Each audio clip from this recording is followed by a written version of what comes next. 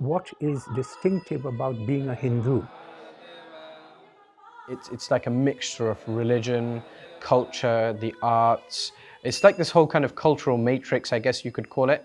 It's not like the so-called Abrahamic faiths, Christianity, Islam, and Judaism.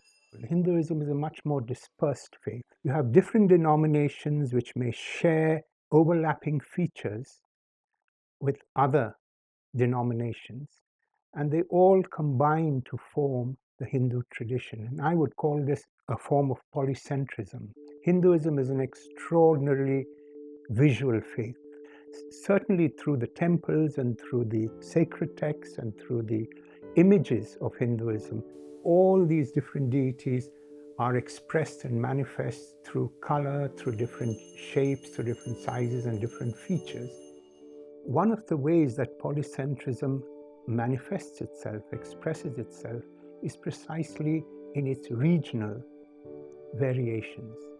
So you may have a deity or a god described or expressed in a certain way in North India, which may not be the same in South India. So besides that visual dimension, which Hinduism is well known for, Hinduism is fundamentally an oral tradition. And this goes back to the time of the Vedas. A puja involves a number of stimulations to senses and to help the devotee focus onto the deity and towards the realization of truth, or towards concentrating on knowing the truth. Bells, for instance, ringing of bell is an auditory stimulation. The lighting of the lamp is a visual stimulation. So the Vedas are the canonical texts of Hinduism, canonical in the sense that they are at the foundation of the tradition, and they have been called Shruti. Shruti in Sanskrit means that which is heard by the ancient sages. There are several different texts within the Vedas. So what we have here is an example of a 17th century palm leaf manuscript that's written in Tamil. It is a Thevaram. The Thevaram is a combination of two words, Deva, meaning God, and Aram, meaning garland. So the songs are sung as veneration to a deity, and they are sung as worship as part of adorning the deity with the songs. Therefore, it works the same way as a flower garland does. The Tamil Vedas are texts that are quite different, written in Tamil, but they're also called Veda, and therefore they're also supposed to give you saving knowledge. So this is what I mean by polycentrism. You have two texts that on the face of it look very different, and they seem to teach different things, but at the hands of the theologians, they are meant to be actually teaching the same body of saving literature. They give the same saving message. Even though many of the scriptures are now written down, even the Vedas, it's important how you say them, how you chant them, because that gives them effectiveness. Up until the introduction of paper and printing, this would have been how South Indians would have written their sacred texts and many other different kinds of texts. In reality, Hindus in an everyday life do not read Vedas, do not read Upanishads, but nevertheless they will probably read some stories from the Ramayana or Mahabharata, or definitely sing some devotional hymns. So you have two kinds of texts, Shruti and Smriti, the Vedas and then the non-Vedic texts.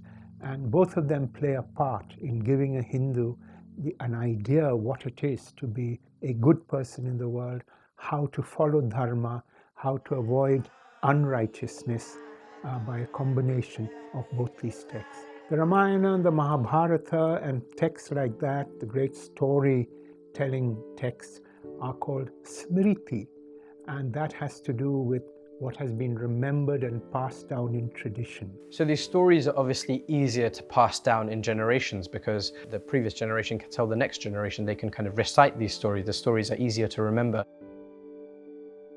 So the Ramayana teaches how Rama as king of his kingdom of Ayodhya, was present in human affairs, and it teaches us about what is it to be a righteous human being. Not only a righteous king, which Rama is the righteous king, but also what it is to be righteous in human life. We are looking at a manuscript produced in Mewar, a region of nowadays Rajasthan, in the 17th century. The manuscript was a project which lasted many years and involved many different artists and workshops.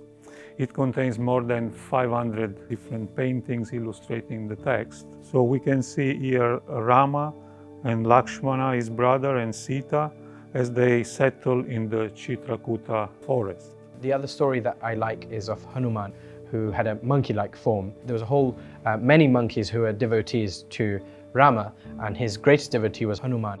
He didn't have any care for kind of worldly objects or materialistic belongings. The storytelling through the great epics and the Puranas and the other texts have many different versions, and these multiple versions give a sense of creativity and also accommodate specific circumstances. So I can tell you a story in order to meet a particular need, and I can then change the plot and some of the characters in order to meet another need. Hindus are very comfortable with that. Here we have a manuscript of the Bhagavad Gita, a bound volume from Rajasthan, probably created in the 18th century. The manuscript is illustrated by miniatures depicting stories from the life of Krishna. So the Bhagavad Gita is certainly one of the most famous devotional texts of Hinduism. And just briefly, so what happens, Arjuna, he's about to enter a fight with his cousins. So it's a fight between two groups of cousins. It's a kind of good versus evil story, but it's not so black and white. There are many kind of shades of gray in between as well. And as he's about to fight, he kind of has a moment of doubt and confusion. He says to himself that, how can I fight? How can I fight against my own cousins? This is going to destroy our whole family. This is going to cause destruction of the world. This is just going to be... And he puts down his weapons, essentially, and he doesn't know what to do. And at that time, his Lord, so his God, Krishna, says to him that, no, you must fight. And as he exhorts him to fight, he kind of gives a whole sermon on the human condition, on why humans are here, what they have to do in their lives, the devotion that they have to offer. And so he linked his condition at that very moment to what he needs to do and to the kind of overall human condition. So devotees do read the Bhagavad Gita at home. That is the most widely read as far as our younger generation are concerned. And one of our deities represents that. Lord Krishna took one of his main disciples, Arjuna, into war. And that war brought out a lot of lessons which were depicted by Lord Krishna and helps with examples of daily life. In Hinduism, there is only one divine source or one divine principle. But that principle manifests in lots of different forms. The one source is like the sun, which emanates lots of different rays. And these rays are rays of that one single source. Similarly, the different deities are emanations of the one source.